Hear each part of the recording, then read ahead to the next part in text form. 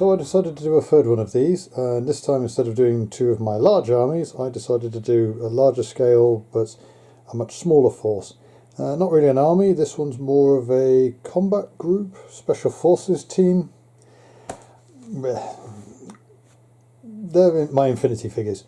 So, anime by Spanish people, I think. Corvus Belli is a Spanish company? Not sure. But anime. Yeah. Don't know why it appealed to me, but it did. The big robot was what appealed to me.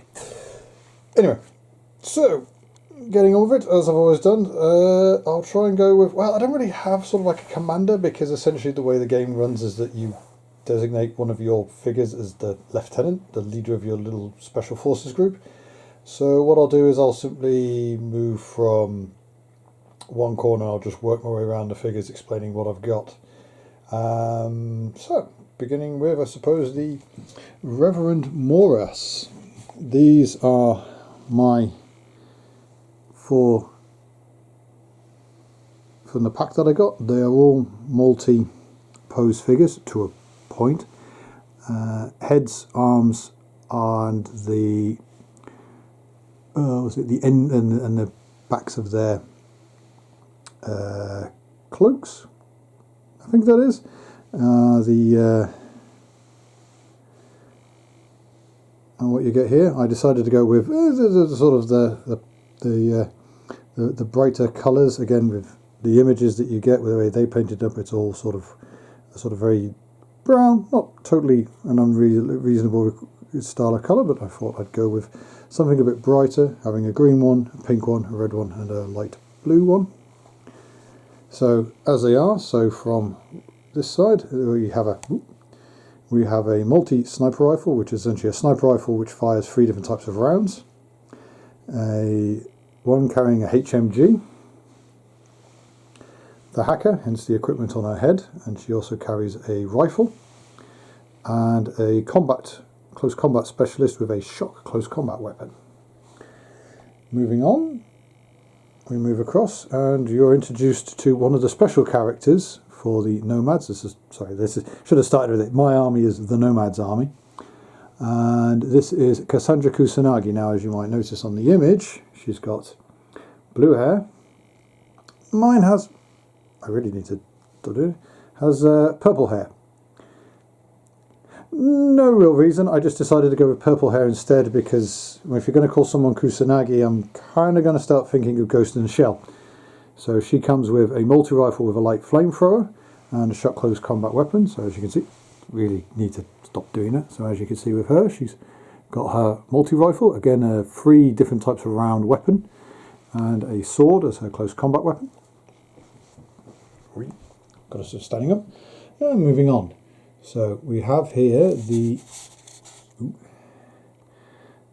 some Alguacils, so essentially the grunts of the Nomads, generic infantry, a Securitat, basically a slightly better grunt, a Mobile Brigader and a Zero. The Mobile Brigader is a power armoured or more battle armoured, better equipped assault trooper, and the Zero is a stealth fighter.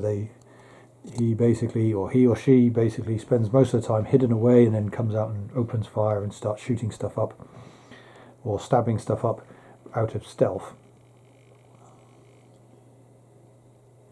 Again, kooky hairstyles and everything like that, because it's the way it's supposed to be. In this case, this is from the starter pack, these 6 figures.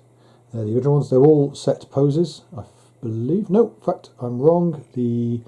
These 3 are slightly multi-pose in that they came in little bits. You had to add weapons and stuff like that into the right positions. Whereas these 3, the Alguacils, are the generic infantry, are all single cast, if I remember correctly. So I've got the Alguacils, the generics, the grunts come with combi rifles. These are essentially a rifle which in theory can be given an extra weapon, so a shotgun, a light flamethrower or something like that. Then we have the Securitat, who's equipped with a combi rifle, and in this case a light shotgun is what she's supposed to have. However, you can swap that out depending on what you want to purchase when you're building the unit. The Mobile Brigader has a multi-rifle, No different to the one that Cassandra carries, basically a rifle which fires 3 different types of round. In this case, if I remember correctly, it is a normal rifle round, a stronger burst weapon, and then an armor-piercing round, though I could be wrong. And then the Zero, he comes with a simple combi rifle. Then we move across to some of the extras that I purchased over the years. So here is again a grunt with a sniper rifle. This is, if I remember rightly, a multi-sniper rifle with a little friend on her shoulder. If I actually did I actually paint him? Yeah, I did.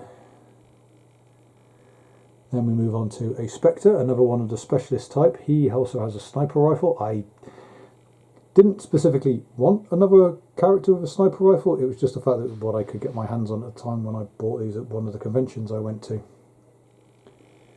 Moving across, we have a Dactaris. Essentially a cat girl, who is my unit's medic. She doesn't have any weapons, if I remember correctly. She literally just runs around in the background and tries not to get killed. And then I have some more, in this case, what they're called moderators. These are essentially the same as the Alguacils, but they come from another one of the ships. So I have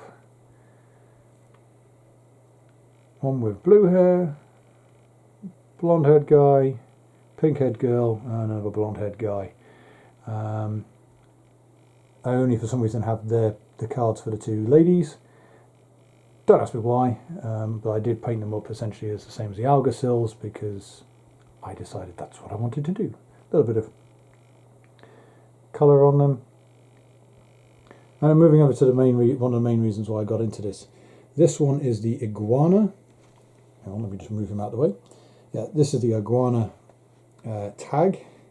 It's a piloted unit. Him being the pilot in his own little powered armoured suit. Comes with a heavy rifle, HMG, and a flamethrower. Very powerful unit, very capable, quite quick, very dangerous. One of the, I want to say it's more the battle mech or the Gundam style ones compared to some of the other tags that they have in the game, which are more of sort of like autonomous robots or they're controlled robots. With this guy, if the Iguana gets destroyed or damaged, gets taken out for some reason, then the pilot has the ability to eject and continue the fight armed with a cut down version of the HMG. So one of the main reasons why I got into this game was I was looking for something that was more skirmishy science fiction, and this sort of seemed. And I played a couple of test games at my friend Trav's shop when he had his gaming shop in Detmold. He had the, I think it was Haq Islam forces, and his son had, what was it his son had? Off the top of my head, I can't remember. Played a few games with them, really enjoyed it. He had the stuff in stock, so I managed to get my hands on these 6 first off, and then I think I bought a couple of the other. I got the Reverend Morias from him, and Cassandra as well. I believe I bought from him, along with this figure as well with a sniper rifle, because I wanted another character, because at the time I didn't have anyone with a sniper rifle, so I thought it was very useful because I think I'd used one in the game. And then the rest of these guys I have purchased over the years. I've purchased over the years from various conventions and such. Trying to just bulk up the force a little bit. Again, the advantage of something I like about this game is you don't need a lot of figures to do this. The starter packs come with 2 or 3 figures aside, with all the bits and bobs you need in it, rules, a little bit of terrain, so on and so forth. So they're not unreasonably priced in my opinion, and they're actually a really good game. Everything's pretty much done on D20s. If you like D20s, I suppose that's the thing. If you want a bit of a difference to always playing with D6s on everything. The figures are really good. These ones are from the first edition, so I think they're mostly outdated now. I don't know if you can even get them anymore from Corvus Belli. If you're looking, if you want these versions, you're probably going to be looking at going on eBay more than likely nowadays to get them.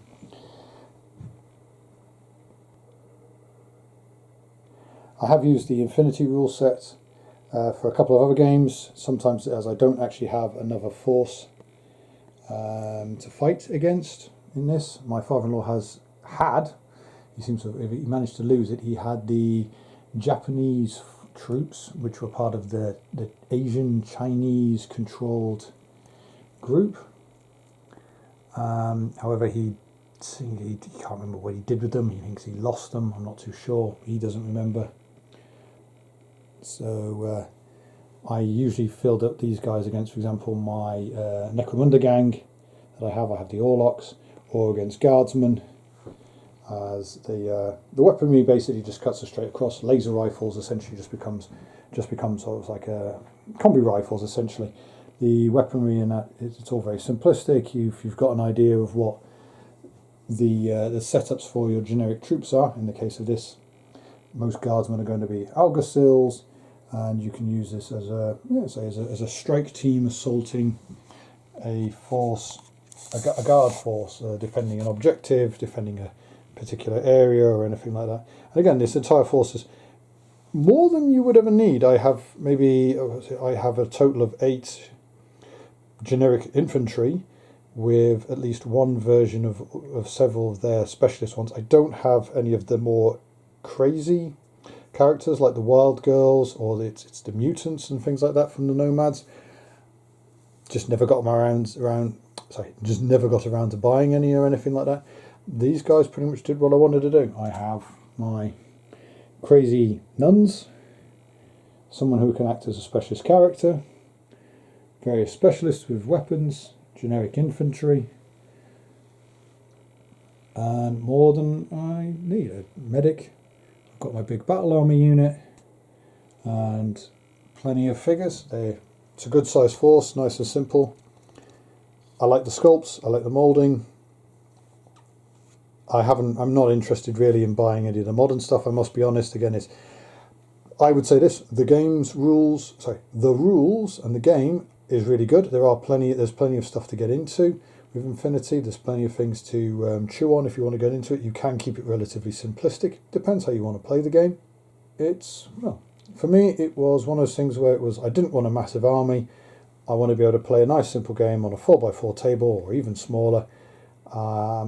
Against my father-in-law, I've gone up against his World War II British orcs, because that was just a fun game where we had about 4 or 5 figures apiece, and it still gives a good game, as again it's a 1-to-1 skirmish game. I've gone up against 2 or 3 opponents at the same time with these when I was in my club. One of the guys had one of the low-tech group, the Cossacks, American, French, Canadian sort of forces, where he had a giant werewolf which basically came in and managed to beat half my force to death before I think one of my warriors managed to beat it to death. Or it got shot. I can't remember how we were going, but it was yeah, it's a game that I personally rate quite highly. I thoroughly enjoy it. I haven't done anything on the website yet, or on YouTube yet about it, simply because Dave doesn't have his own forces, or he doesn't know where his troops are. So it's basically been okay. I'm in an hour and about jinging up a game where he'll probably borrow my guard or something like that, and we'll do it as a generic combat group versus a defensive force versus specialist assault team. That's probably something for the future, though. So I shall leave it there. I think I've waffled enough about this stuff. I'll leave a link to Corvus Belli in the description, and I hope I'll see you in the next one.